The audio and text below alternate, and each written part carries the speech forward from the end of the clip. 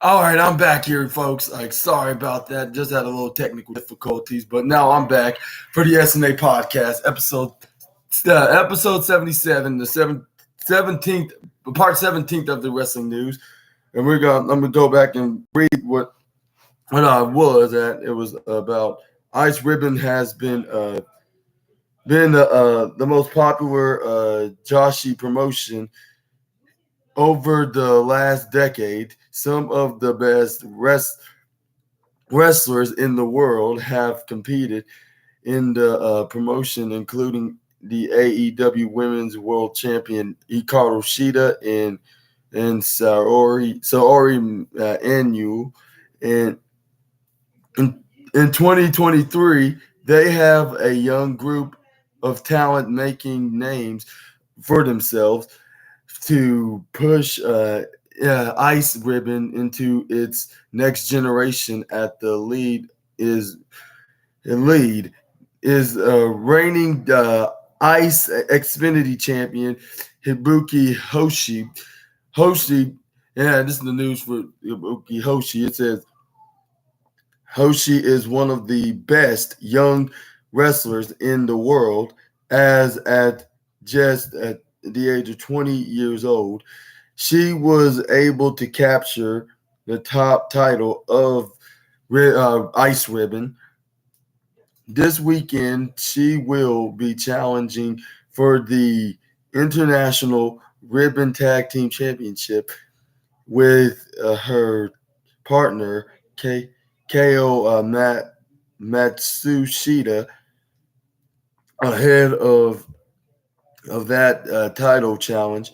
Fightful Scott Edwards had a chance to interview the reigning Ice Xfinity champion. Here's what Ikabuki Ibuki Hoshi had to say when Scott Edwards said this. Asked her these questions, saying, "You've been you've been wrestling since you were 14 years old, and are essentially a veteran at 20 years old. While you are still young, yet you've wrestled so much. Do you feel like a veteran, or do you still feel as still though as though you're just getting started?" And this is what Soshi had to say. "I don't consider myself a veteran because there's still so much that I haven't learned." And this is where Scott Edwards said, "You haven't. You have the loudest chops in Joshi. Who taught you how to chop?" And then in a curious manner, this is where this is where in the beginning this is where Hoshi said, she's like, in the beginning, to suck to case to su to Tsukasa Fujimoto, hopefully I pronounced that correctly, said to try using chops if my shoulder were in pain. When I tried to try it, doing it, my chops end up being that way. Also, I watched a lot of Kenta and Kabashi videos, and this is what Scott Edwards said. He said, context, like a couple years ago in Ibuki context, a couple of years ago, Ibuki sustained a shoulder injury that caused her to be unable to do throw forearm strikes. And this is what Scott Edwards said to also said to Ibuki Hoshi, that at what point do you know you wanted to join your mom in Ice Ribbon? And she said, I never thought of joining to be with my mom. I I wanted to debut as a pro wrestler, and Ice Ribbon was the promotion that I chose. Of of course, there's been a lot of change in Ice Ribbon over the last few years. Has have the changes made you want to step up more for the promotion? Have you felt any felt any added pressure uh, as one of the key competitors of Ice Ribbon moving forward? And she said, I did feel that I needed to protect Ice Ribbon. There is pressure, but if anyone works together, then people can see that Ice Ribbon is a wonderful promotion. In 2022, you won, and this is what Scott Edwards said. He said, in 2022, you won tag team gold with Hikaru Shida. What what did you learn from Shida as a partner and as an opponent? Do you hope to facing her again? And this is what Hoshi said. I really learned a lot from her. If if it if it weren't for the single and tag team matches with Hikaru Shida, uh, Ibuki Hoshi wouldn't. And then why did went off right at this? Yeah, that one's definitely directed to me, and that one's directed to the girl that works with me. No, the second one is if you can't get in contact with the first phone, you can call the second phone. You can get in contact either in, as a matter of fact, at either phone you can get in contact with us. That's the manager of the property of Union And let's see.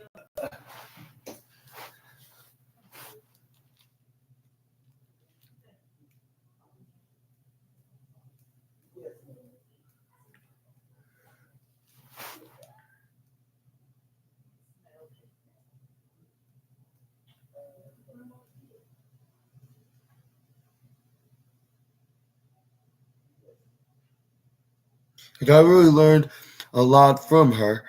If it weren't for singles and tag team matches with Hikaru Shida, wouldn't be where she is today. Ibuki Hoshi wouldn't be here Today, wearing the belt along with Hikaru Shida gave me confidence, but she is still my rival. I see her as as a wrestler that I have to defeat. And she also said, "You got." And then this is where this is where Scott Edwards said, "You got to take part in Tazu Tazu Ta- Tazukasa Tazukasa Jumento's. That's why I probably meant to pronounce Tazukasa Fujit Fujit Moto. Hopefully, I pronounced it better now. And it said, single day return to wrestling. You also teamed with her in one of her final matches at the Yokohama Yokohama Yokohama Budokan Budo- Budokan in 2022. What has she meant to your career? And then she said, Habuki Habuki Hoshi said, I knew Tezuka before I even started wrestling. I'm now really surprised to be standing next to her as the pro wrestler Ibuki Hoshi. And this is where he says, are the are are there any wrestlers that you haven't had the chance to face yet in a singles match that you'd like to in the future? And she said sorry. And in the 2 times that I fought in Sari, self produced shows called Sariism, she as a wrestler got me really fired up. And then Scott Edwards said, "You have had to you have you have had the chance to compete on both Sariism shows, and you have faced Sari back in 2021 before she left for WWE. What does it meant? What did it mean to you to get a chance to compete on such an important show?" And she said, I think getting booked by those who have competed internationally is the first step to connecting with the world. I am also hoping to wrestle internationally, so I would like to continue working in shows like this whenever possible. And then this is where he asked her,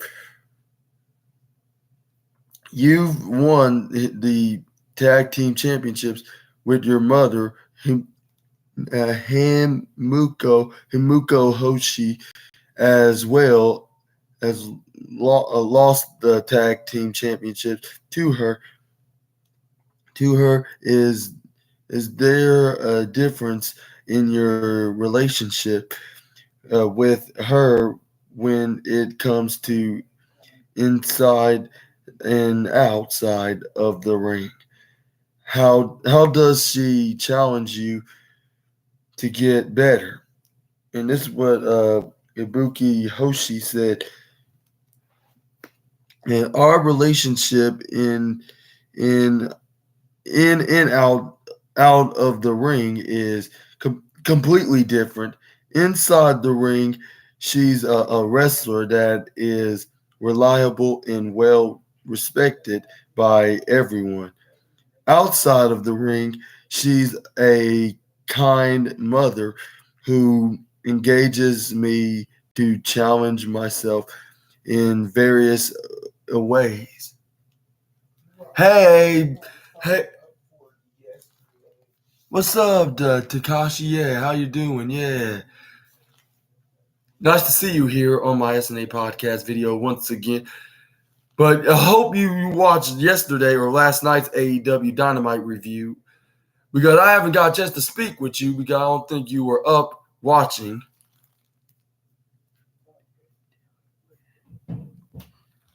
Oh, sorry. I'm so sorry to hear that. Hopefully you're happy now.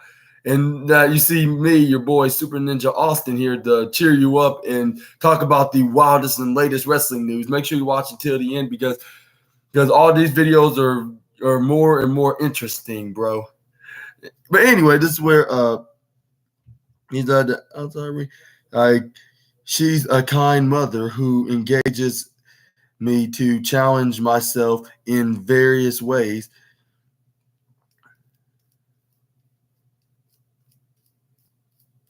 And then this is where he also asked Ibuki Ibuki Hoshi, the Ice Xfinity Championship has been one of the most important title belts in pro wrestling for a long time now. What does it mean to you to win the championship and get a and represent and re, to represent ice ribbon? And he said and then she said, when I declared that I was going to be the face of Ice Ribbon, I was thinking about what I needed in order to become that. And the first that it comes to mind was that I needed the belt from this point on. I will become the type of wrestler who will lead Ice Ribbon and not cause any embarrassment as a representative representative. And this is where he asked, like, who would you like to defend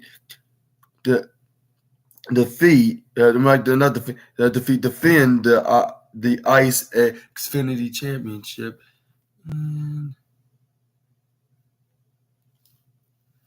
Yeah, yes, sir. I'll gladly cheer you up right here. Like, if you still have the exact same, if you still have the depression, bro.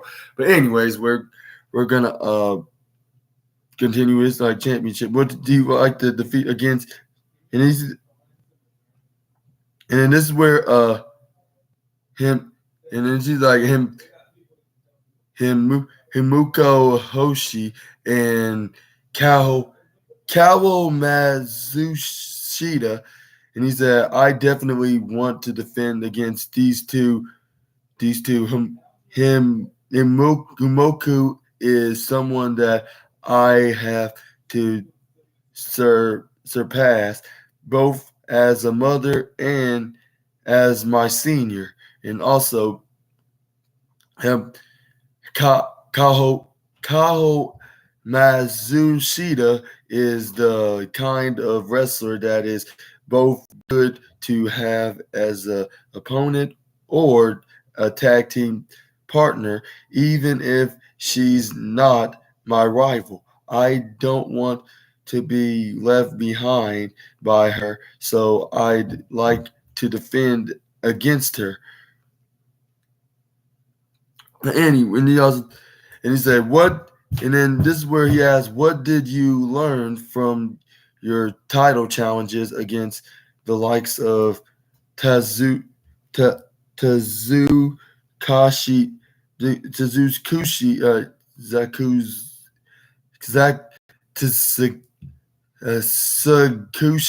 and Sakusada,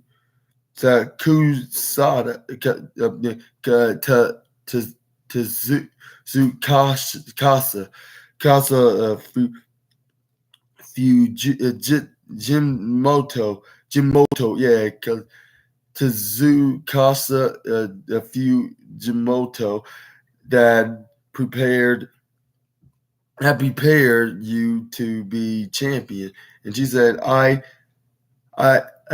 think it's physical fitness to sue Kasi and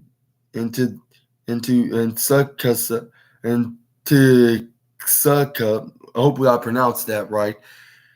Are in such good physical condition that that they can be called sta- stamina stamina monsters if you aim for that kind of physical fitness. You can withstand even long matches.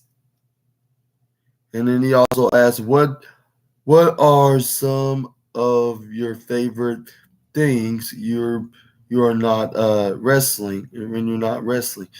She's like, I love Pokemon called Snorlax, and I have Snorlax all all all around my bed. And then he asked, are there any wrestlers from the past who inspired your hard hitting wrestling style? And she said, yeah, it's uh, uh, Ariza Nakajima, I should say. Yeah, Ariza Nakajima. Even if fighting her hurts a lot, she's very fiery. She's a very fiery wrestler who I want I want to fight in a singles match, no matter how many times, no matter how many.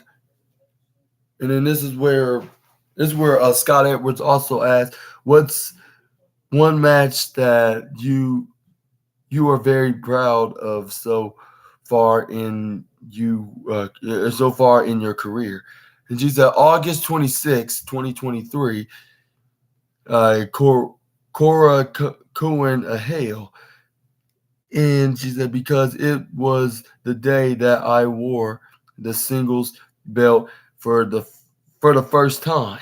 And he also has many new fans will want to see the best of Hibuki Hoshi. What are two matches that any new wrestling fans of yours should go out of their way to see you, to learn how you are as a pro wrestler?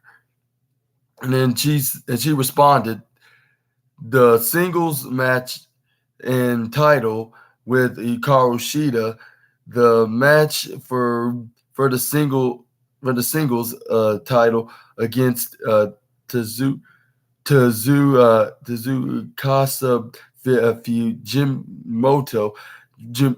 Fujimoto. This match contains over 240 chops, something that Gunther's trying to achieve, I bet. Yeah, good. What's up? Yeah, because Takashi. Yeah, love the fiery emojis. Appreciate that. Anyways, uh, uh, he also asked, "Would you like to wrestle outside of Japan in your career? If so, where?"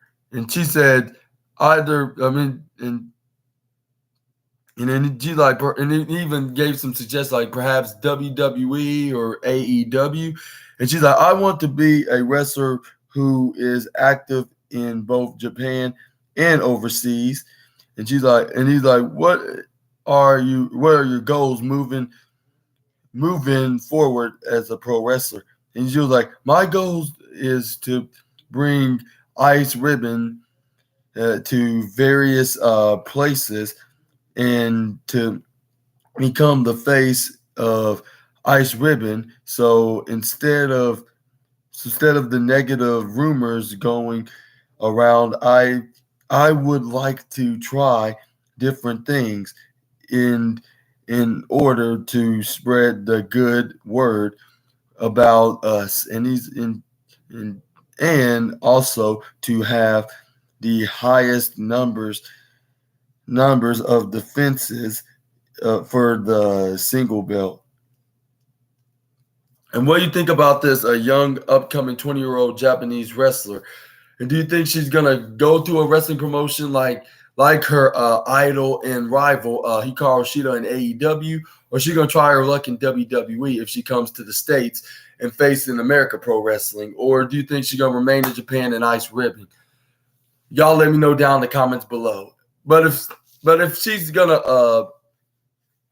but if you think that she's gonna go to the States and face either WWE's women's wrestlers or AEW's women's wrestler, and do you think she's gonna have a dream match with Hikaru Shida and possibly defeating Hikaru Shida, whether she's the champion or not in All Elite Wrestling, or if or what do you think that she should face on either WWE or AEW if she signs with either promotion? Y'all let me know down below. We're gonna move on to the next wrestling news now is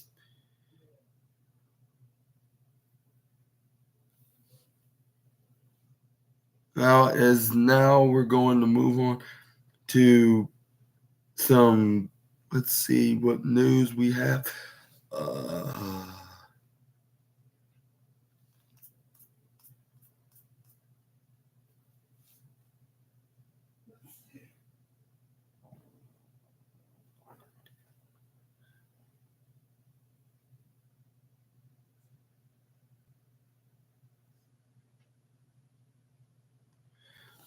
Sorry it's taking so long. It's loading way too much. Yeah, I love AEW too. Next to WWE, they are the best wrestling promotion that you could ever watch. Like AEW and WWE, like I don't understand why some people saying one company is better than the other when you should just have a preference on one of the companies or just watch both of them and enjoy wrestling as a wrestling fan, like what we are, of course, and they just need to be positive Pete's rather than negative Nancy's, something like Simon Miller would say. Exactly. Yeah, that sounds very stupid. Like, why would fans compare what show or company, to be exact, better than the other? Like, how would you know that? Like, when it doesn't even matter. Like, just watch wrestling, and if you don't like either AEW or WWE, just don't watch it. Like even the wrestlers say, like some of the wrestlers that are positive Pete's, of course, would say that, like, I just watch wrestling and just enjoy the industry as while you can, like until you cannot watch it anymore, like if something tragic happens, but don't wish for the negative, just hope for the better. One of the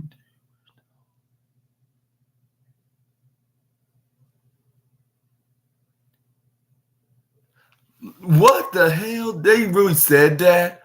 Like why would they even say that? Like, that's the most horrible thing I've ever heard from a wrestling YouTuber telling a Cody fan that just because but when was this where he told this fan to go end himself? Like, I don't get it. Like, just because he likes him from one of the promotions that he worked for.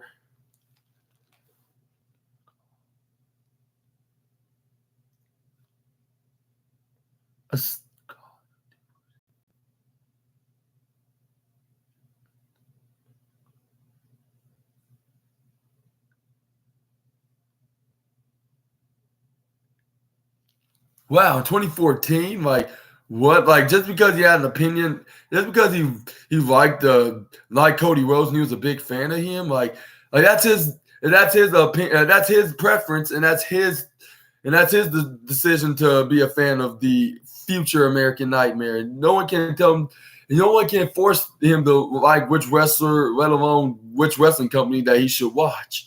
Like, that's his decision. Like, he should enjoy what he likes to watch, and for his passion and his hobby of him being a wrestling fan and watching wrestling like every week, and no one can tell him what to do.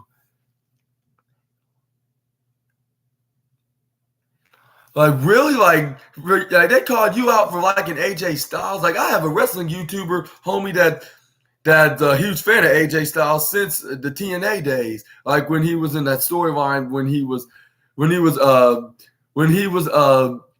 called out for being this random woman's baby daddy storyline, like being this random girl's the father of her born child, or whatever the case was at the time. And my homie said, like that's the only way I'll be watching Impact Wrestling. Like, if AJ Styles was back there back in Impact and bring back that storyline, like maybe be more exclusively like of the child being older now, possibly like in his teens now, like his mid-late teens, because at this time this was like when it was like the mid 2000s or the mid late 2000s, so he's probably in his teens.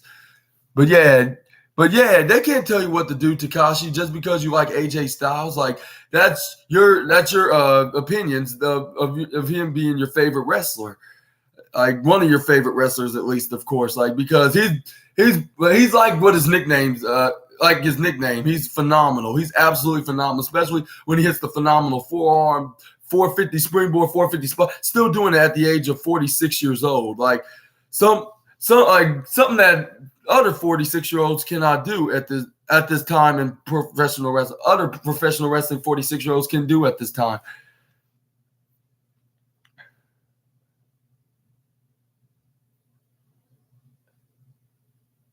Exactly. Like why do they do that? Like there's nothing wrong with that. Like really, it's nothing wrong with what you liking like what's in wrestling, whether if it's from back in the day or today. Like enjoy wrestling as your entertaining moment of being entertained as a professional wrestler, and also um you shouldn't and no one shouldn't tell you different about that. Like just because they have a different opinion than they have. Like that's their whatever they like. That's their opinion. They shouldn't put their thoughts and their passion and preferences onto you and force you to like it too, unless you like it for yourself. Like like I agree with that, Tekashi, bro. But yeah, we're gonna move on to the next wrestling news now. Is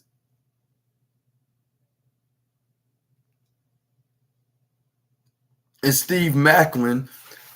Steve Macklin say about Bully Ray went soft after Devon came back.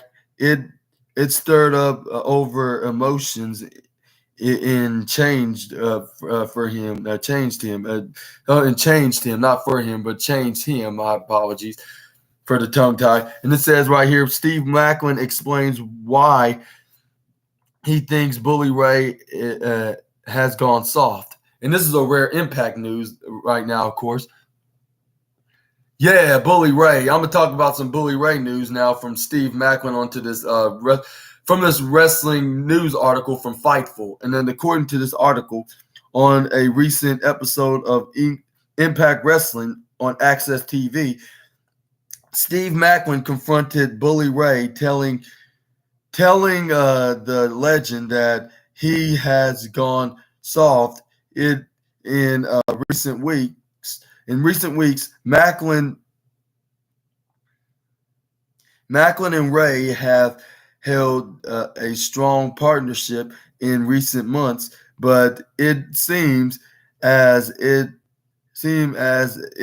that relationship is starting to fall apart quickly.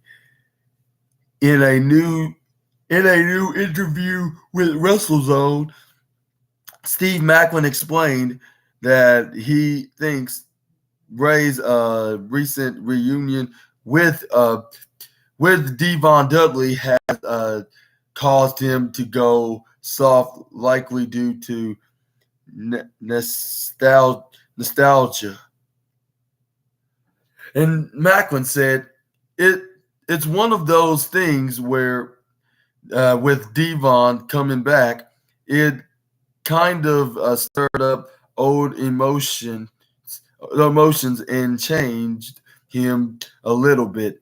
I don't think if him on his nostalgia kick, but when he asked for my help, I went and helped him with PCO, and obviously we poured battery acid down his throat. We burned him alive, we've done possible, everything possible to get the job done. But now here we are with me asking help with Rhino, and all he wants to do is talk to him. A guy like Bully Ray doesn't talk. He'll go out there and talk about it, but when he wants to get something done, he get it done. It didn't sit right with me. Uh, right with me. Ray and Devon Dudley reunite at Impact 1000, where they team up to defeat the Desi Hit Squad, the Desi Hit Squad, Champagne Singh, and Rohit. What was the Rohit Raju, yeah, Rohit Raju. Steve Macklin is set to compete at Bound for Glory pay-per-view as he'll compete in a Monsters Ball match against PCO, Rhino, and Moose. Fans, yeah. And what do you think about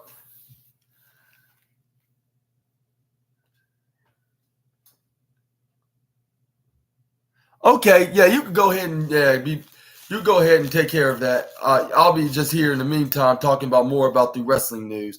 But yeah, thank you for letting me know about that. But see you when you're done. But anyways, but for you viewers, what y'all think about Macklin's comment about Bubba Ray getting more soft ever since Devon Dudley, as he reunited with Devon Dudley in the 1000th episode of Impact Wrestling. And yeah, and the Dudley boys reunited at this past month or two. Was it? I think it was back in September. It was from this past month that Impact Wrestling celebrated its recent 1000th episode of the promotions of these promotions existence of the shows, and then they had their match and they recently won.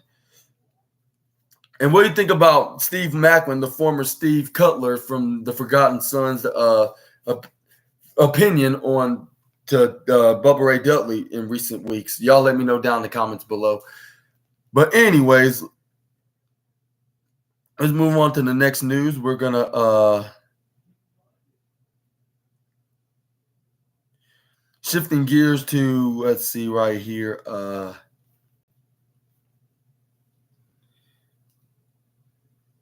Okay, we got some Tracy Brooks news now, as she recalls learning about Impact Hall of Fame inductions, and Tracy Brooks comments on getting inducted to the Impact Hall of Fame during Impact 1000. Impact Wrestling revealed that Tracy Brooks will be inducted into the Impact Hall of Fame at Impact Bound for Glory 2023. Brooks retired from the ring in 2015, but she returned at Impact Slammiversary, where she accompanied Frankie Kazarian to the ring. To the duo also teamed up at Impact 1000 throughout her time with Impact. Brooks has had various roles, including manager,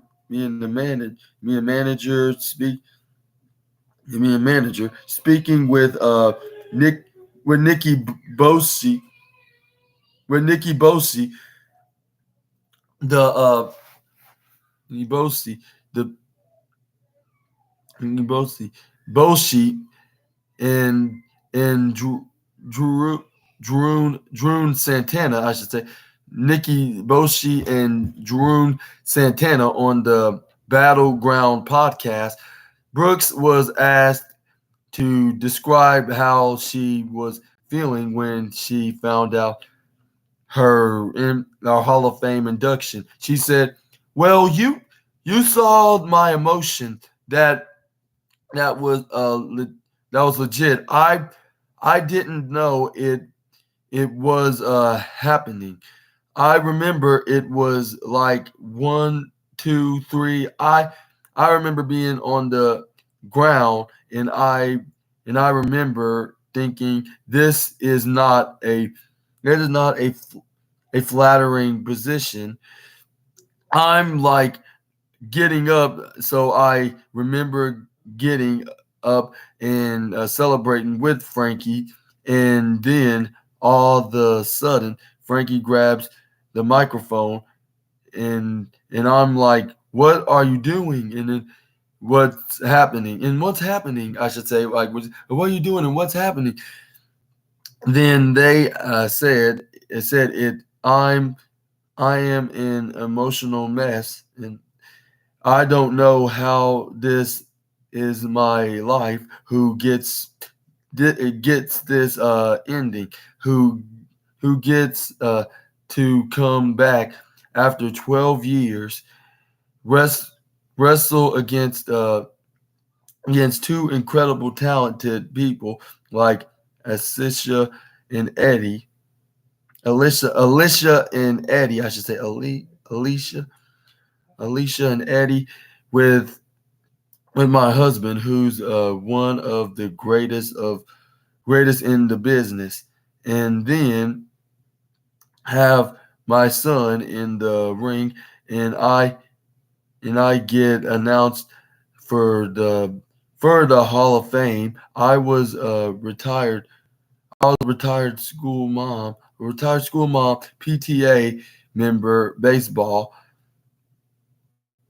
and she coached, and that was my life. Now all of a sudden, I'm like, okay, things have changed a little bit. I never thought in my wildest dreams I loved this business.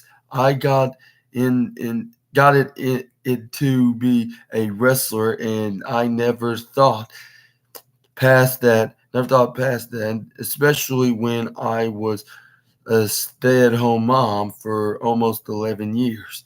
I I never thought that Brooks said. And what do you think about Tracy Brooks being inducted to the Hall of Fame at this upcoming Bound for Glory event? Y'all let me know down in the comments below. And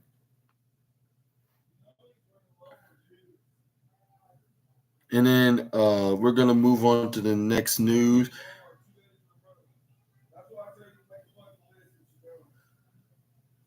And we got some Mick Foley news now, as it says Mick Foley uh, tack tack spot at Royal Rumble 2000, and he said, I thought, okay, I could lose an eye, but imagine the pop." But anyway, this is where Mick Foley recalls his historic thumbtack spot from the 2000s Royal Rumble pay-per-view, 2000 Royal Rumble pay-per-view. Many fans will argue that Foley had the greatest match of his career that night, as he faced Triple H in a street fight for the WWE Championship, or WWF at the time Championship, for the WWF Championship during the final moments of the bout. cemented his name. I guess I'm just gonna go over there to fucking Steven and just wait. Wait, come on, dang it! Why did it just messed up that one? I'm talking about I'll be and spend $200 that I don't have. Where am I gonna get $200 from?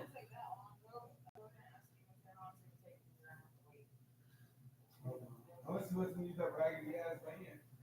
You did the last time. I didn't even use it up with gas. And I was driving myself home. Why did it stop right here? Sorry about that. My little source, my news source device, aka my phone, just went off. I understand why it just went right out of the article. Like, it's just so annoying sometimes. I really need to get a new phone because this is kind of killing me right now. Like, because we're trying to talk about the news, but it's being very inconvenient right now.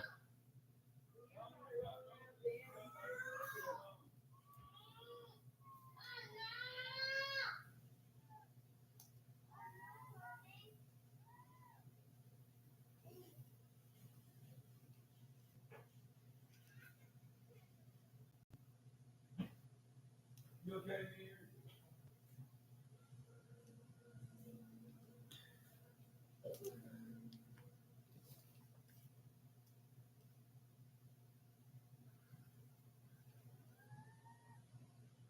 Okay, there I was for the WWF Championship.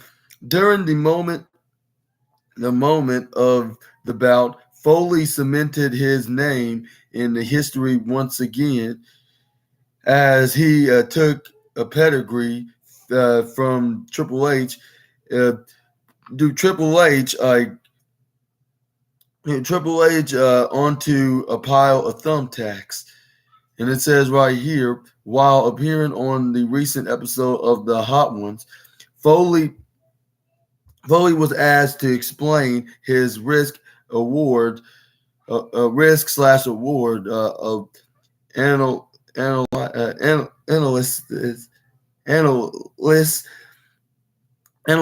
that is he uses when it comes to dangerous spots during wrestling matches. In response, Foley recalled that Vince McMahon didn't want the two to use thumbtacks in their match. Foley also recalled that he was scared of potentially losing an eye while taking the pedigree onto the thumbtack, but ultimately decided to do it for the spot for the pop, I should say. And he said, "It's the instant changes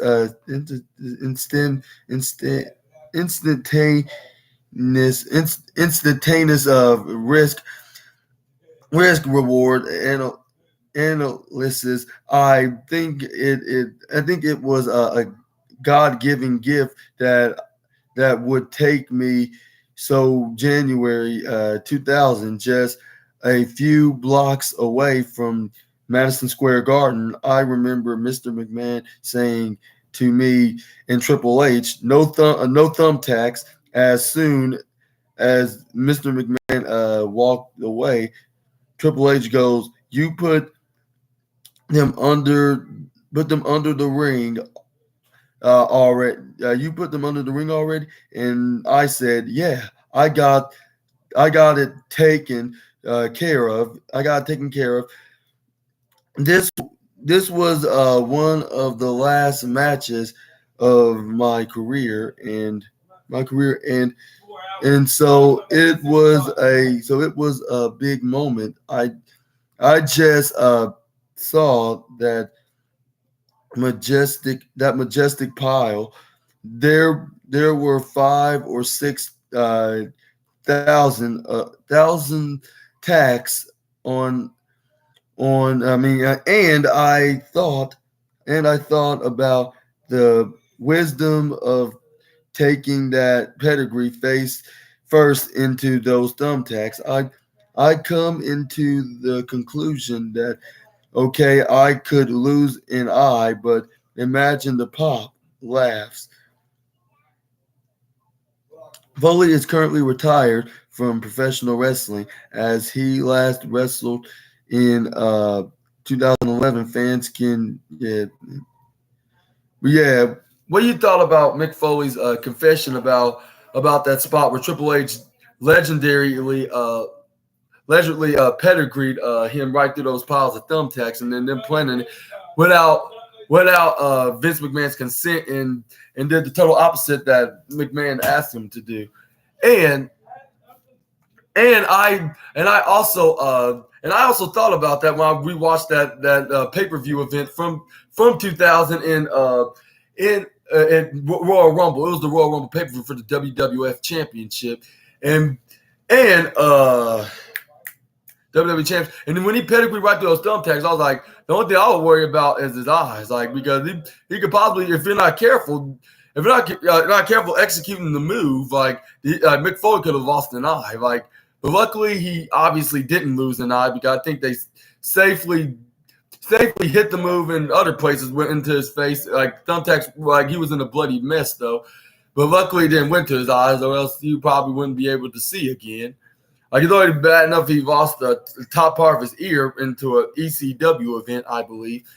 But I think this was the second biggest, the biggest and greatest pay-per-view that Mick Foley ever wrestled in, next to his match against The Undertaker at Hell in a Cell a couple years prior. But I'm gonna let y'all give me your thoughts in the comments below. We're gonna move on to the next news. We're gonna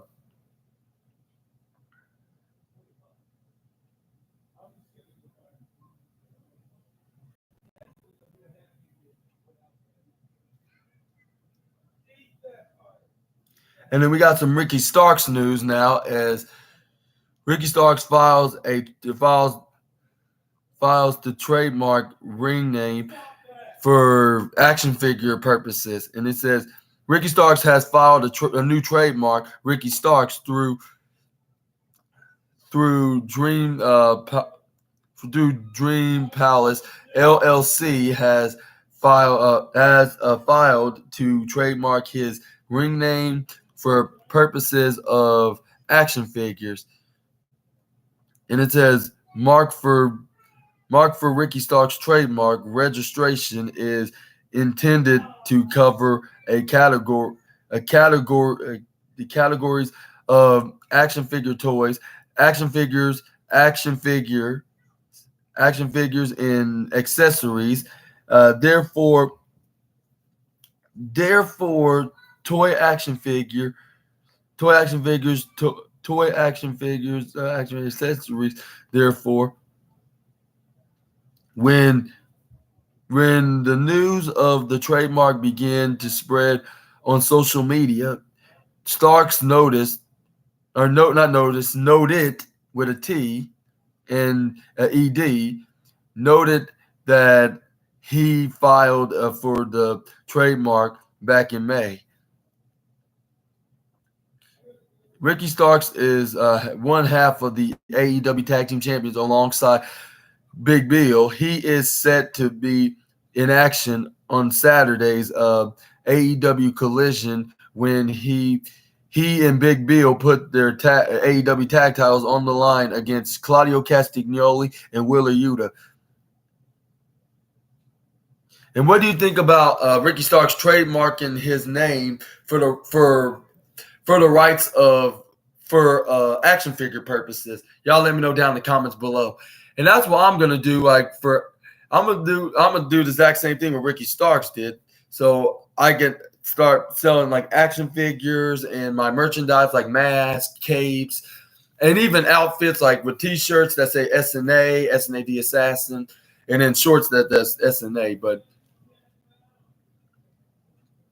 yeah, y'all let me know what y'all's opinions in the comment section down below. And he is currently gonna face Claudio Castagnoli and Wheeler Yuta alongside his tag partner bodyguard Big Bill, defending their AEW tag title, which which I'm gonna make a review about that after watching the show and learning who's gonna win and see who's gonna walk out of the event as the tag team gold.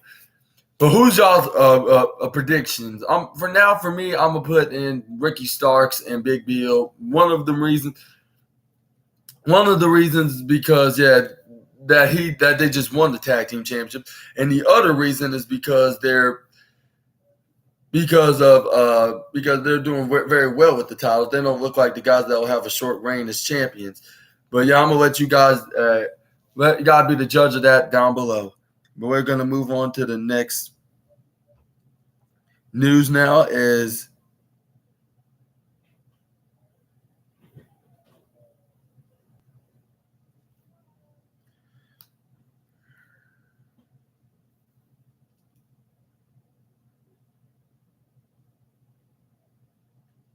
we got some Matt Cardona news now.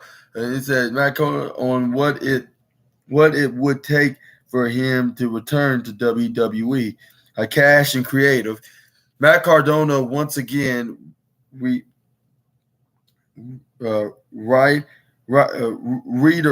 reiterates his stance on a potential return of WWE. Cardona is currently enjoying a legendary run on the independent scenes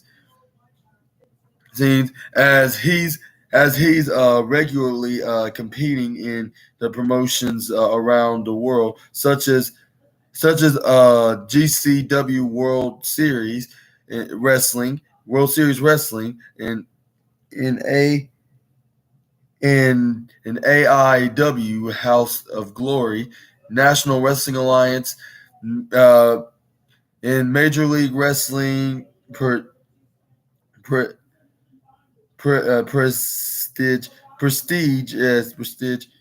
the Prestige Wrestling, and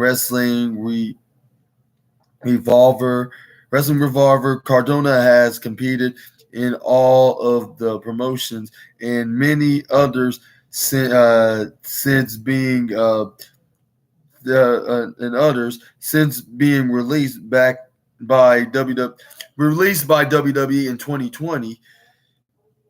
Over the past few months, many fans have worried about the possibility of Matt Cardona returning to WWE, especially now that his wife, Chelsea Green, or should I say properly, Chelsea Green, is once again with the company. While appearing on the latest episode of Fightful's The Hump podcast, Cardona once again stated that he would take two things for him to return to WWE. Yes, cash and creative. The two C words. And he said, listen, if I get a phone call right now, of course, I'd pick it up and we'd have a conversation. I would be lying if I said I never wanted to wrestle at Madison Square Garden again or wrestle at WrestleMania again. But for right now, I'm having the time of my life. I'm having so much fun. I'm making so much money. What would it take? Cash and creative. You know, there's so no guarantees in wrestling, but I'd need some intentions. I need some intentions. You know what I'm saying. If you know what I'm saying, I don't just want to be another guy on the roster. Been there and done that, and that again, and nothing against that, but I did that. I am over it. I already already did that. I'm over it. That's what he said. Let me say that properly. But what is Cardona saying? Like, if they give him a good amount of cash, that a good amount of cash for their offer to have him return, he would not refuse that. But also he would if there's some good creative, especially at least have something good in the mid card perspective or even in the main event scene. And I would say, if he comes back, then expect WWE to pay him really good to the point that he's.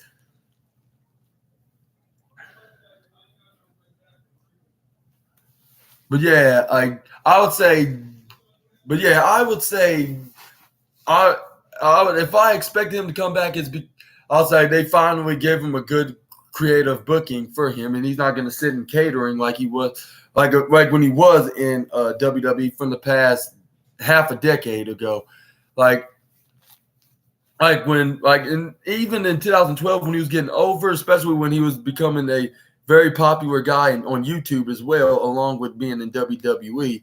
And then they decided to bury him, which I don't know what was the reason why they buried the guy. Like, you should, if anything, you should be pushing him, but slowly but surely pushing him like y'all doing with LA Knight. Like, but that was when it was Vince McMahon was the chairman of the board. But luckily he don't have that power anymore. Like, he retired. He sold the company to Endeavor. Endeavor did not want him to be on the top of creative. And they rather prefer Triple H because he's doing a much better job, which I totally agree on the term, like, because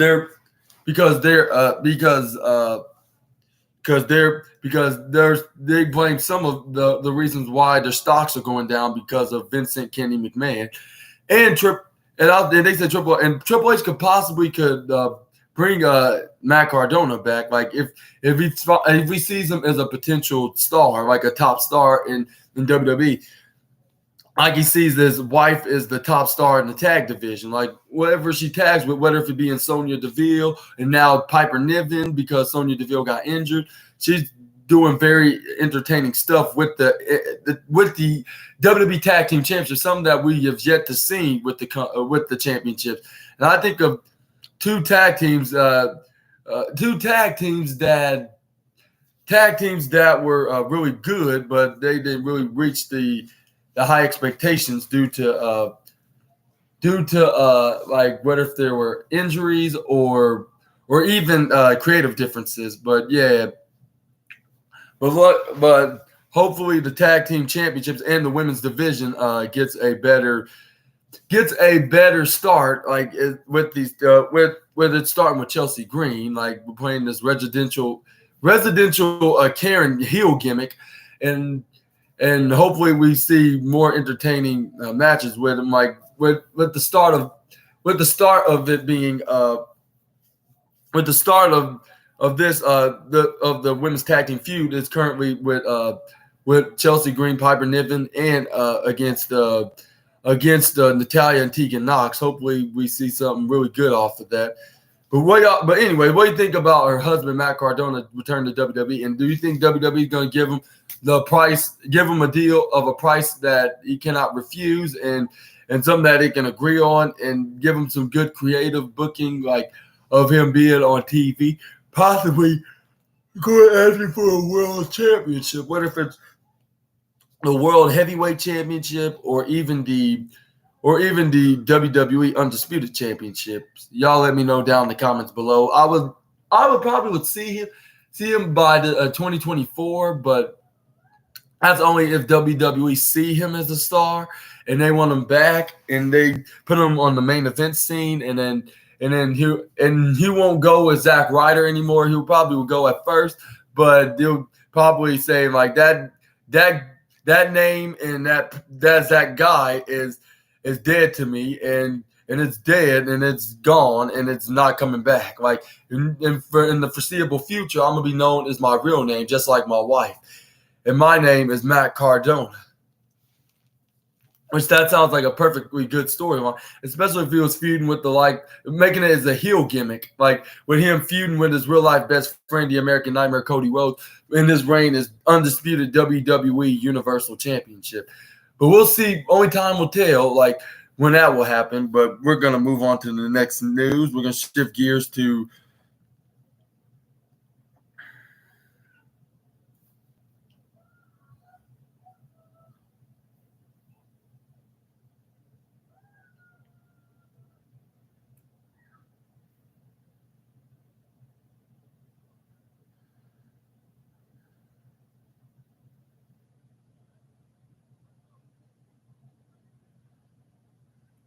Sorry, just taking so long. I have issues of it loading. Okay, we got some NXT news now as Fallon Henley took on a Lash Legend and Idris Enoff and Malik Blade took on Dante Chan and Boa. This was for October 20th NXT Level Up, which that this upcoming Saturday. The lineup for Friday's episode of NXT Level Up has been revealed, and it says right here, October's edition of the show will headline by a single about between Fallon Henley and Lash Legend. The show will also feature the tag team bout with Idris Enoff Idris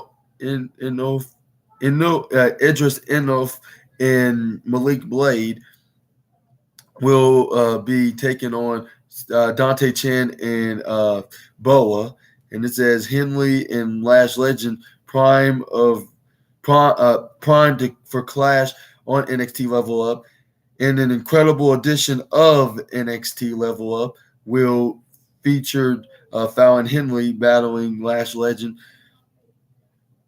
as well as Idris Enoff and Malik Blade taking on Dante Chan and Boa. The what is this? The ever popular Henley is in for a literal tall task when she opposed by Legend. Both superstars featuring to have ample support as Brooks Jensen and Josh Briggs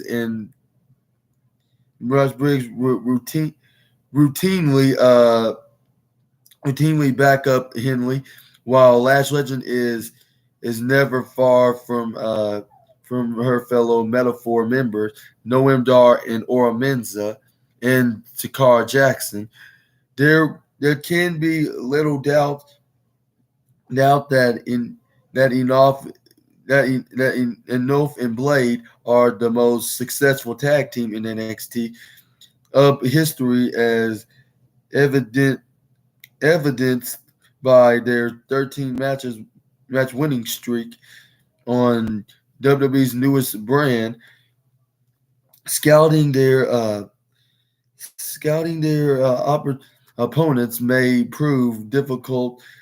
However, given the stark contrast in personalities and fighting styles of their two opponents, the quick striking Chan and the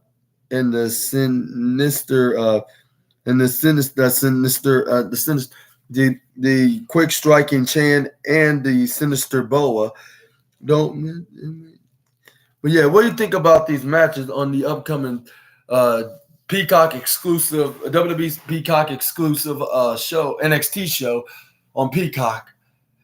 Y'all let me know down in the comments below. And for those Level Up fans, excuse me, what y'all think about Level Up? I haven't really watched the Level Up episode because it kind of replaced 205 Live when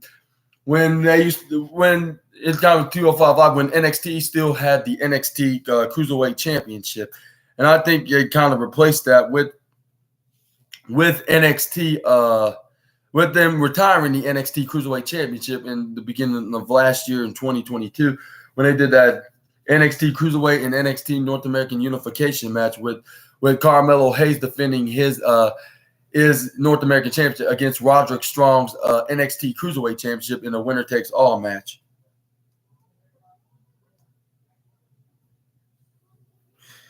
And then we haven't seen the Cruiserweight Championship ever since because they look like they ran out of Cruiserweight wrestlers in the divisions. And then this is where Vince McMahon did not want to see no more of Cruiserweight wrestling. And what do you think about this?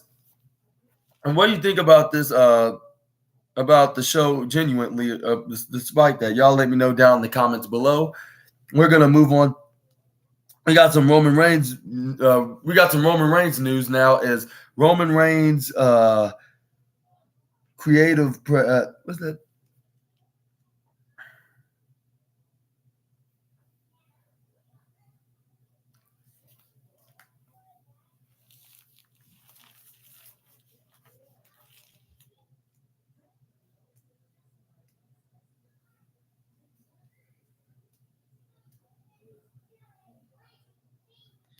Okay, and next up we got some Roman Reigns news now is the tribal chief is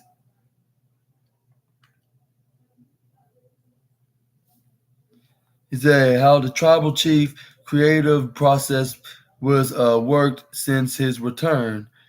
But I don't see any articles about this saying that even though Roman Reigns took some time off, things are still the same of his creative process. Roman Reigns has been out since short after SummerSlam against his cousin Jey Uso. But we're going to talk about some other news. We got some Drew McIntyre and Seth Rollins news now as the Scottish Warrior and the Visionary is one of the best opponents in wrestling and WWE right now. And it says right here, Drew McIntyre is set to clash with Seth Rollins at WWE's Crown Jewel in a bout for the WWE World Heavyweight Championship. It will mark the first time McIntyre will challenge for the WWE World Heavyweight title and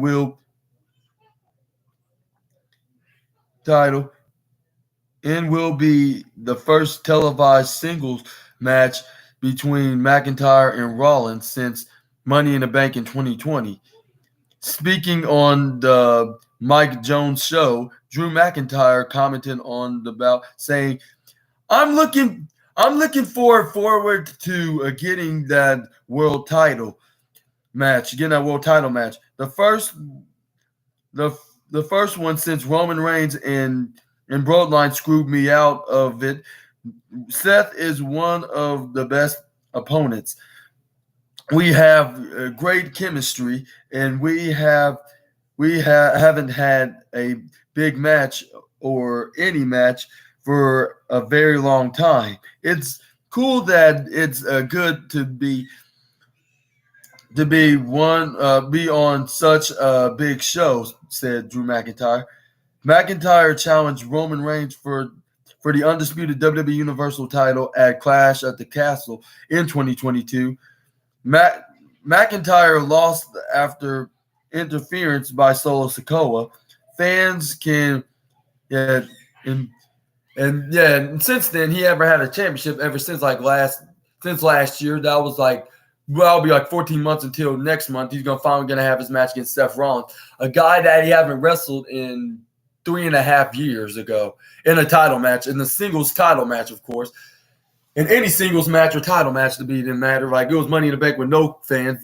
Fortunately, they're going to be with the Saudi Arabian fans. To see who's going to walk out of the show as the World Heavyweight Champion. And what do you guys think? Do you think Seth Rollins is going to retain his WWE World Heavyweight Championship, or do you think Drew McIntyre is going to walk out as the champion? I'm still trying to figure it out because these two are the greatest main eventers in WWE right now and in professional wrestling. And then they even showed they had success outside the company, when Drew McIntyre was in Europe and ICW, TNA, Impact. is Drew Galloway, and then Seth Rollins when he was in Ring of Honor is Tyler Black. But yeah, like these guys are just like nationwide big deal / mega stars. Like these guys are showing like the reason why they deserve this opportunity to be a headline in this show for the other biggest prize, the biggest prestigious prize next to the undisputed WWE Universal Championship. But yeah, I'm gonna let y'all to be the judge that in the comment section down below. I do need to do a prediction video, but I'm too busy doing wrestling reviews and wrestling news videos, and also doing things outside of doing wrestling YouTube videos. But I'm gonna promise I'm gonna do one day. I'm gonna do prediction videos. Just stay tuned until I do that. I just need to see what's the matches are on the card, so I can just start doing the prediction video. But for now, I'd say this could go either way. Like whether if the Judgment Day interferes or not, like anything could happen. It could be any results between the Scottish Warrior and the Visionary. But we're gonna figure that out. Like we're gonna figure out who's gonna walk out of as the victor at this upcoming Saudi Arabia event in the beginning of November next month. But we're gonna move on to more news now. Is out and it's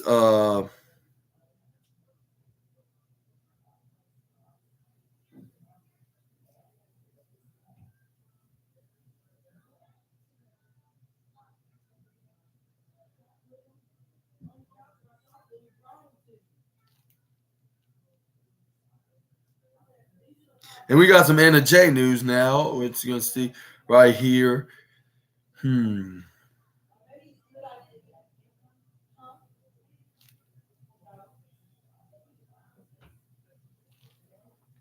Because RJ City suggests Anna J invest in a bid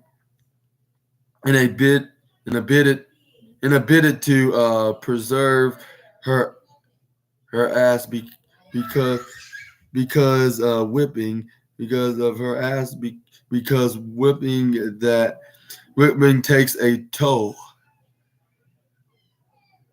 And it says right here, if you want want long-term ass health, they said a bid might be recommended. Anna J has no problem being known for her ass, and Billy Gunn has proven that you can make a career out of being based on an ass.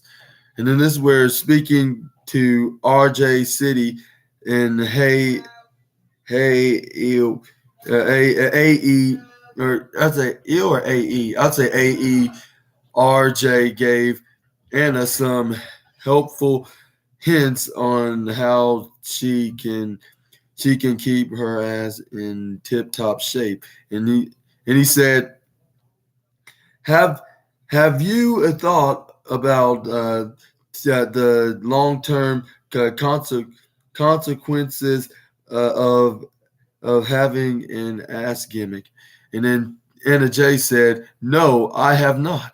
And then he responded saying, look at Rikishi, look at Billy Gunn. He's still daddy ass. Are you prepared for the consequences you've placed upon your cheeks? And then she said, yeah, like I accept it. And then he also asked, okay, so what are you doing to preserve preserve the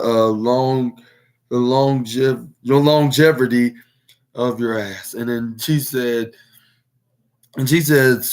squats and a lot of rice.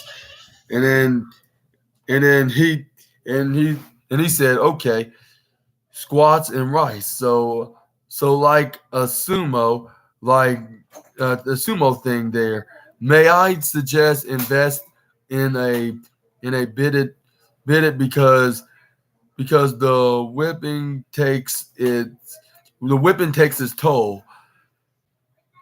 Jay said, "You're probably right," and then sounds advised from a sound of a sound man. Advice from a sound man. Anna J has taken it upon herself to ensure that society respects the as by proclaiming that we're no longer live in a, and forgive me for saying this is probably the only time I'll say this, but is that I don't live a titty society. Like, and I hopefully I don't get hopefully I don't lose the rights of my PG being as a PG journalist. But anyways, this is where like society. And what do you think about this comment from Anna J? She's been back. She received so many backlash and criticism about having such a bum in the back. Like when they say like people are laughing at you in the ass community, and then she don't even have one. And she also gotten pointers from the ass man himself, Billy Gunn, like about how to have such a gimmick and be successful at it. And I hope she does get success, like and not to sound like a weird pervert. I'm saying like for her side of things, like, and I'm not Jack Perry, like whatever between Jack Perry and her does, that's behind closed doors. But anyways, I'm saying hopefully she does successful as a wrestler perspective side of things, because I am a professional journalist. Like, I'm just giving you my opinions on. I wish the best for every wrestler that's killing it into the wrestling industry. And what do you think about this from you Anna J fans? Y'all let me know down in the comments below. We're going to move on to the next story now.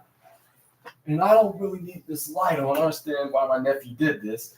But anyways, like he should have, wherever he was getting out of here, he should have just left the light on. But anyways, left the light off. Not on, off. My apologies.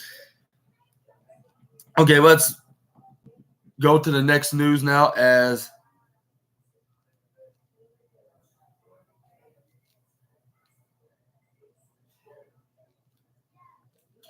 Come on, phone. I know you're only 2 years old. Like you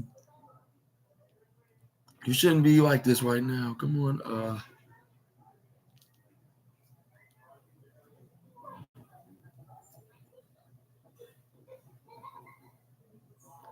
And we're gonna move on to some. And we got some Fuego del Sol news now, as he's not a fan of MJF. Says MJF gave him a disparaging remark backstage at AEW. Fuego del Sol rates wrestlers. Fuego del Sol is going the Maven route with his YouTube channel, rating wrestlers he worked with during his time in AEW. Fuego was signed by AEW in August of 2021, and his contract was not renewed after 2 years with the company. And he said on his YouTube channel, Fuego gave his thoughts on various wrestlers in the company, including MJF. This is not, and he said, this is not going to be good. People aren't going to like me for this, but if I'm honest, I am not a fan of this guy. To be real, I'm just not. We're talking about the current AEW World Champion, MJF, to solve the earth. When I said I'm not a fan, I should reiterate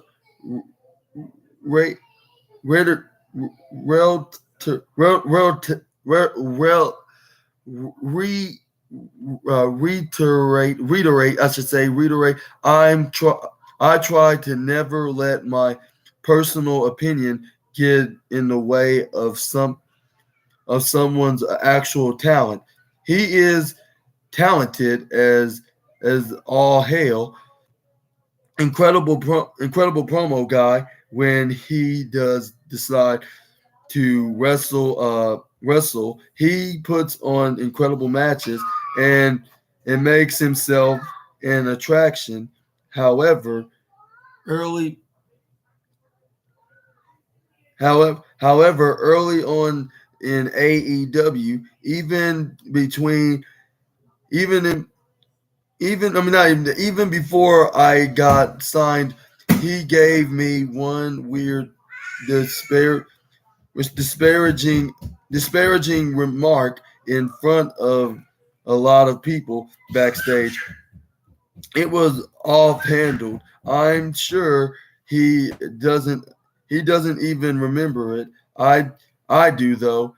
Some people are going to go off of their way to critic ridicule you to or congratulate you or help you out. He kind of stuck to myself, stuck he kind of stuck to himself. He kind of stuck to himself, I should say, in that regard. Never really talked to me. I don't think we are each other's cup of tea. That doesn't change the fact that he's not insanely talented. I would never let my personal opinion of someone get into the way of how good they are, and he's great," said Fuego. Fuego never, and it says right here, Fuego. And what do you think about his opinions on the current AEW World Champion? Y'all let me know down in the comments below. And also, you would probably, some of you may agree, some of y'all would disagree about being a fan of MJF. And also, maybe he got a good reason. Maybe they weren't each other's cup of tea, like he said. And he also said he may be also a scumbag and salt of the earth, but he's also talented. Like despite me not being a fan of MJF and not let alone being friends or anything that's associated with the guy, but I still cannot deny the fact that he's a great talented guy in the ring and on the microphone, because he can cut a full set of promos like 24 hours a day, like if he wanted to. But yeah, y'all let me know down in the comments if you agree with Fuego del Sol or not. Like, he put him like in the most talented list, despite not being a fan or no associations with the guy. But we're gonna move on. But yeah, Fuego del Sol was signed in August of 2021, but he soon his contract expired without Tony Khan renewing it, and now he's doing some YouTube and doing stuff on YouTube now. Like, I need to start checking his channel out, and make sure you check his channel out. Shout out to you, Fuego del Sol. You're very talented yourself, especially when you had matches with the likes of Miro and Sammy Guevara and so many other wrestlers. Even though you haven't really won that much matches, like it's a shame for the poor guy that he didn't really win that much matches in his time in AEW. But hopefully he does. I hope he does better in another company, whether if he's interested in a wrestling company, whether if it's in WWE, Impact Wrestling, a New Japan Pro Wrestling, a CMLL, AAA, All Japan Pro Wrestling, or even European wrestling, like my boy Simon Miller, like he's doing his thing in progress. Was it progress or progressive wrestling? Progressive or progress wrestling? Either way, or there in Europe, or go to GCW in America, or any independent or professional wrestling companies that you'll be offered a deal with. But I hope he does better in his future career in wrestling. Hopefully he continues doing successful in YouTube, just like I'm starting to do with this SNA podcast gig. But hopefully the best for all of us, and we can have a great time in a positive way, making this world a better place. But anyways, we're gonna move on to the next news now. Is this this female athlete named Tasha Steeles, and then and Tasha Steele, Deanna Perrazzo, and she said that she has associations with she has a good friendship with or have a good friendship with Deanna Perrazzo. Deanna Perrazzo started Team Adams. It will be a dream to win Knockouts Women's Tag Team Championships. Or so I just say she's a wrestler, I should say. Tasha Steele have a plan with Deanna Perrazzo, her friend Deanna Perrazzo, to win the Knockouts Tag Team. And then Tasha Steeles is going for gold once again at Impact Wrestling, Bound for Glory, when she teams up with Deanna Perrazzo to challenge MK Ultra, which is Killer Kelly and Masha Slamovich, I should say. Killer Kelly and Masha Slamovich for the Knockouts Tag Team Championships. Tasha and Deanna are former Knockouts Tag Team Champions, but have never won the titles together, and have rarely teamed together. And it says right here, despite their lack of on-screen experience as a team, the two go back to Tasha's early days in wrestling, when they trained under Damian Adams at Team Adams Academy. Team Adams is the beginning. Tasha told Jeremy Lambert and Joel Pearl on the Weeds, saying that's where it all started, at Team Adams Academy in New Jersey. Damian Adams, the head trainer, the best trainer in the world. That's where we started. It's been since 2015 when I first met Deanna Perrazzo and Damian, and we first started training. Ever since then, we've trained together. We've traveled together. We broke bread together. We've done some crazy things, stories I can't tell, laughs, and there was laughs. It's been a long journey for the both of us, and we've been doing it together, which is a good thing. She's one of my best friends, and to have this tag match in tag title match, it's definitely a dream come true. I won the titles with one of my closest friends to this Saturday. Win the titles with not only one of my training buddies, but another close friend. It's big things for me. Team Adam is just the beginning, and it's been it's been embedded in us since 2015.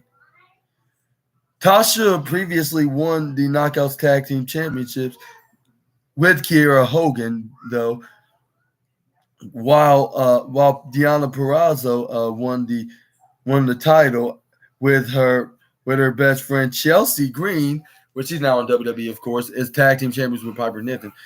Asked what it's like teaming up with someone they know so well off screen. Tasha said, with Deanna, she knows me a lot more than Kiera does because Deanna helped train me. She knows my strengths. She knows my weaknesses. She knows how I am in the ring. We have the most amazing chemistry together and we know how each other thinks without even saying it was the same thing with Kiera. We we could uh, we could show up to the pay-per-view to the tapings and wouldn't even have to talk about it or say anything or call each other. Everything will be on point from our outfits to our entrance.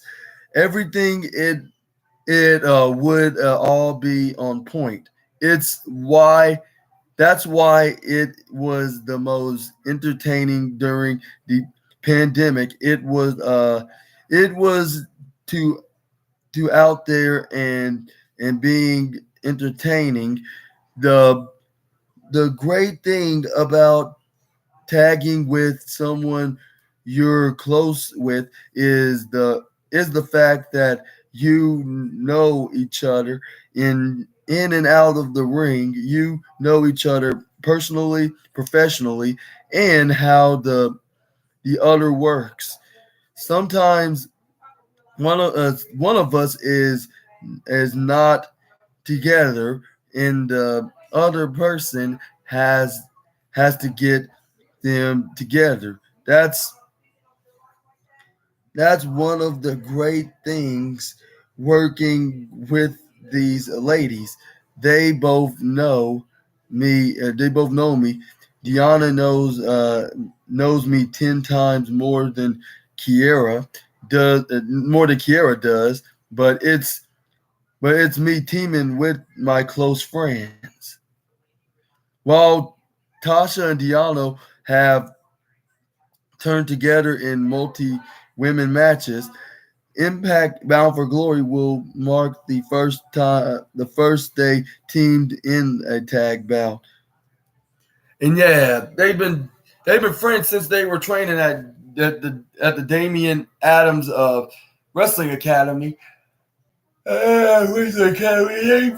And they haven't teamed together. Only teaming with two separate individuals. With Kiera Hogan now, she's on AEW as a regular on AEW's Collision show, while Chelsea Green went back to WWE on the Raw brand as one half of the Women's Tag Team Championships.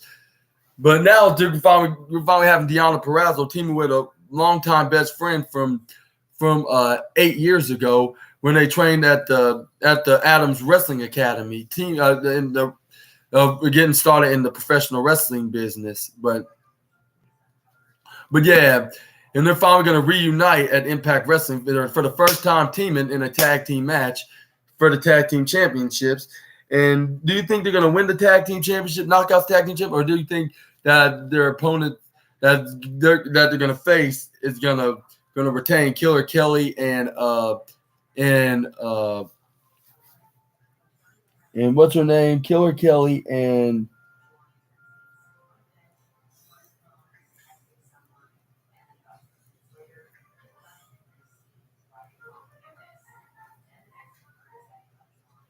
was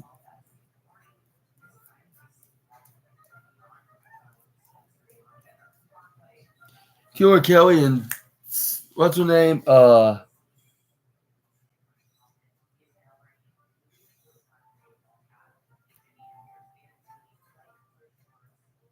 yeah, Masha Slamovich. That became the first ever woman to be on the top 100 list in Sports Illustrated this year. That's right. She's currently known as the tag team MK Ultra. And who do you think is going to win? Do you think they're going to become new tag team champ Deonna Purrazzo and Tasha Steeles? Which I remember she did team with Kiera Hogan, but they split up back in 2021. This is when at the time while I was watching it on Sling TV with my mom and brother. But unfortunately, they left, and then they brought her off because I think she got signed. The Kiera Hogan got signed with AEW, so they had her got kidnapped in one hand, and she never been on Impact, and they haven't been back on Impact since then. And I remember Tasha Steelz was kind of getting hit on by this the whole big Hawaiian man for some reason. I don't know why, but that's a story for another day. But what do you think? Who's going to win? Y'all let me know down in the comments below. We're going to move on to the next news now. We're going to have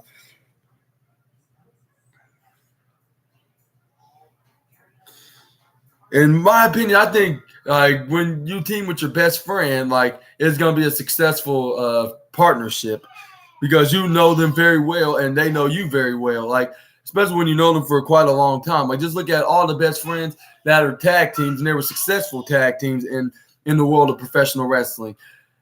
But yeah, I hope we the same results with these two, and they win the tag team championship Bound for Glory. And I guess I'm gonna end this video with some Matt Riddle news now, as that Matt Riddle filed a trademark of, as he recently filed the trademark.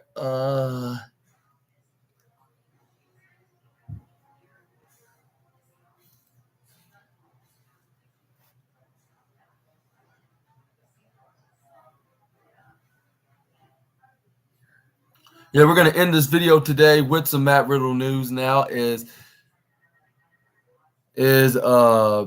Matt Riddle files to trademark King of Bros, and it says right here, according to this news article, Matt Riddle has filed a new trademark on October 18th, 2023.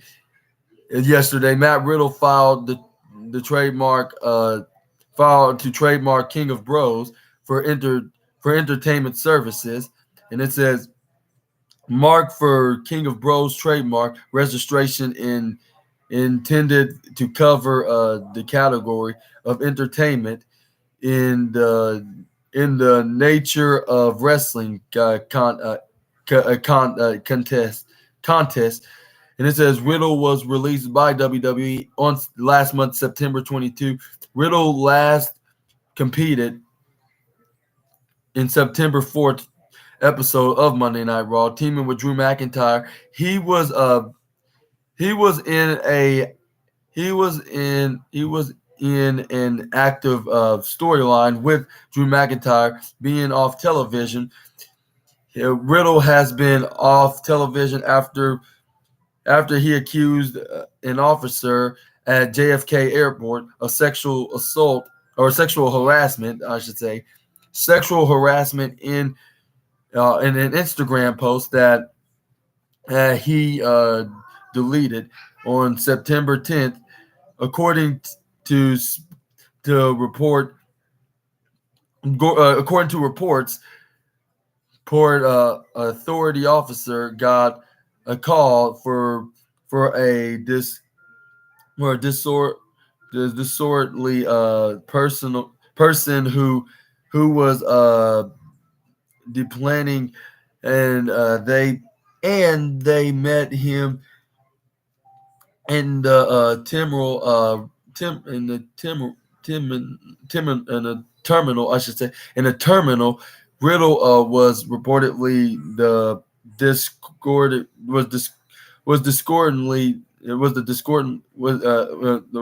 reportedly the discordant person in question.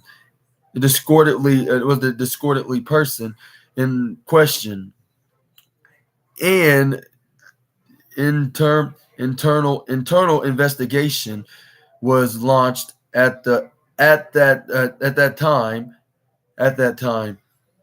And what do you think about Matt Riddle trademarking King of?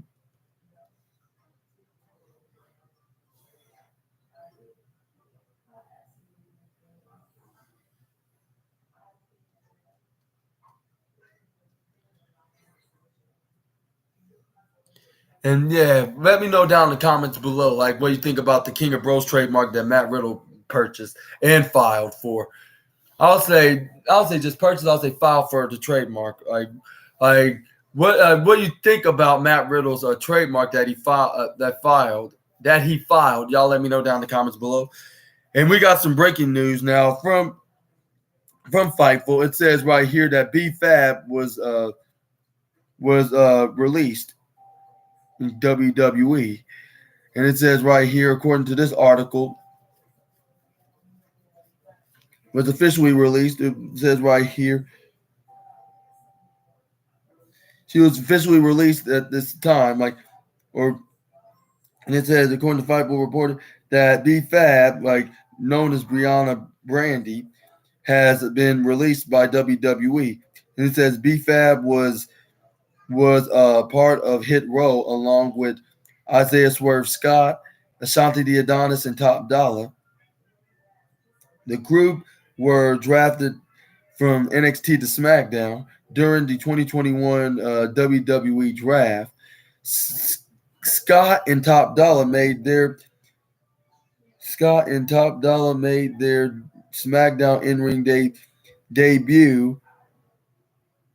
debuts on the October 22nd episode of Friday Night SmackDown, and were part of backstage segments with the New Day on the most recent episode of WWE SmackDown.